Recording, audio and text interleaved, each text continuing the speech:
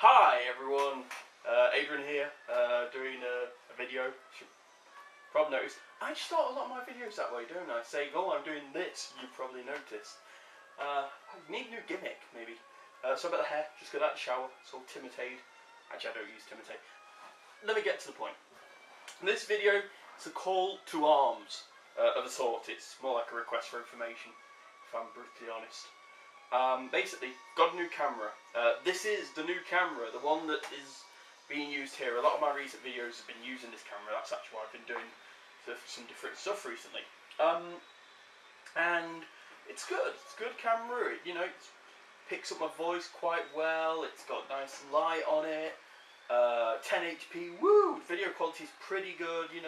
Not bad for what I paid for it. I've got a little tripod now, hence it being all there and all nice. Has a bit of a problem though. Here's the thing. It uses an AAC audio code, which is fine in and of itself. It's not a problem. Except they've used a non-standard identifier tag, and what that means is that nothing that I want to use to edit the videos recognises it. I can play the videos fine. VLC is a bit slow because it's 1080p, but Windows Media Player is fine. VLC on the Mac is fine. It's all good. The problem comes when I'm trying to edit the video. I can't do a thing with it. Everything that I use is either really, really slow, unfunctional, or just won't read the files. I've actually made a list here so that I can refer to.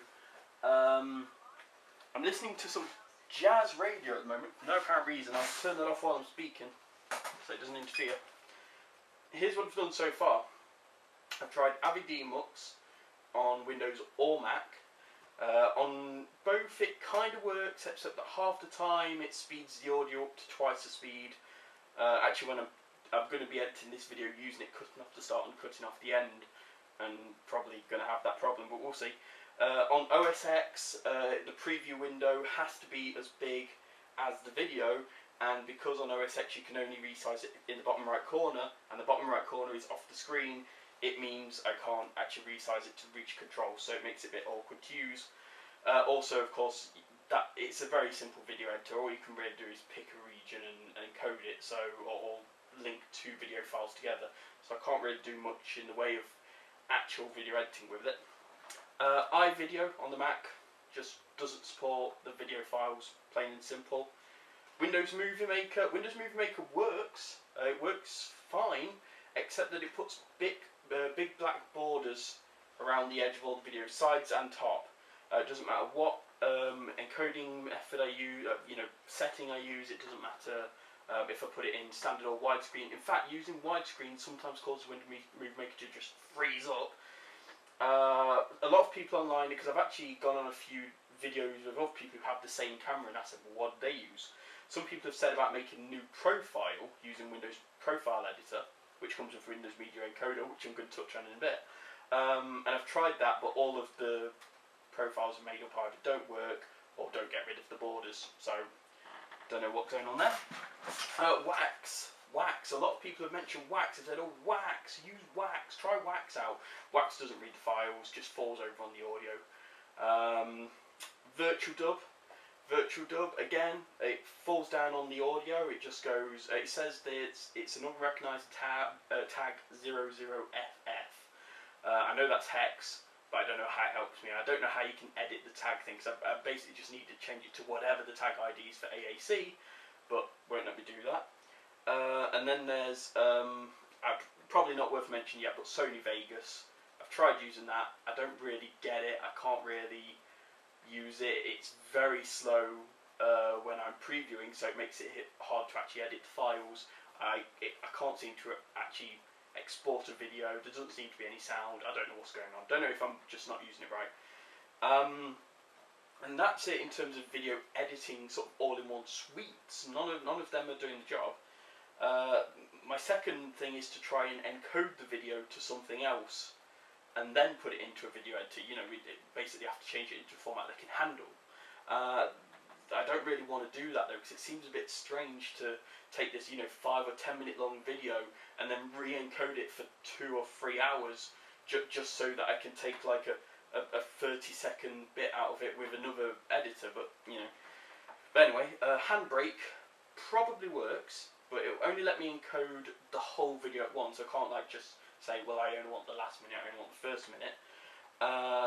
And it takes, I haven't actually finished an encode with it yet, just because frankly it takes a long time and I keep cancelling it to try something else out, because I've been trying a lot of things to get work. I'd say it roughly takes, for 1 minute of video, 10 minutes to encode. So for a 10-minute video we're talking an hour and a half, which isn't good. Windows Media Encoder, I'm actually encoding a video on that at the moment. It's into its second pass. It's taken 46 minutes so far. It's got another 1 hour 90 minutes to go estimated, and that's for a 5-minute video. So we're talking 5 minutes of video, 135 minutes to encode it, which is just dire. So yeah, I'm at a bit of a loss. I mean, I could, you know, and plus Windows Media Encoder, when I've done it before, I don't know what I've done different this time. I made another profile, but last time I tried it, every time I was re-encoding it, it'd go through the first pass fine, take half an hour on that, and then, you know, 5-10 minutes into the second pass, it would fall down on the audio again. So at the moment, I'm at a loss. Basically my only possibilities now are to keep using AviDemux, hope it doesn't fall down when I need it, and you know, basically my video editing then would be just making lots and lots of individual files and then stitching them together one by one with AviDemux, which is not a good way of doing it. It's to use Handbrake to re-encode them, which, like I said, at the moment I don't even know if that works, but if it does, to re-encode them into a format that something else can use, which also gives me the problem of working out what settings will give me a file I can use. Or, I mean, I'm getting desperate. I'm starting to think, well, YouTube can handle the videos. I know that I've uploaded them before. YouTube gives you the ability to download videos once you've submitted them. Maybe I should just start submitting all my raw video to YouTube, letting them re-encode it, download it from them, and then edit that file. You know, this is the kind of length I'm going to. It's pretty ridiculous. So yeah, if anyone has any ideas, any way for me to get any of this software to work, any suggestions for other software I can use, anything really, then you know, please let's hear it. But regardless, I hope you're enjoying, you know, the videos I've put up so far, and I hope you carry on watching. You know, maybe you're a new person, maybe you've just stumbled on this video. In that case, I hope you find something you like. You know, I hope you find something funny or informative. Probably the former, and then probably not, if I'm honest. But anyway, okay, thank you for your time. I hope you help me. Please. Thank you, good night.